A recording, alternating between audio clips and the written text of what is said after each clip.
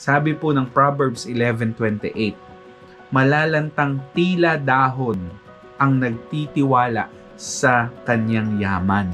Ngunit ang matuwid ay giginhawa tulad ng sariwang halaman. So, makikita natin dito, yung nagtitiwala sa yaman ng husto, malalantang tila dahon. Bakit? Pag nawala, ano nangyari? Di ba? Nanlulumo ka eh. Pero kung matuwid ka sa harap ni Lord, giginhawa daw po tulad ng sariwang halaman. Di bali ng hindi mayaman, kagaya ng ibang yumaman lang dahil sa kasamaan at doon na sila nagtiwala, di bali na.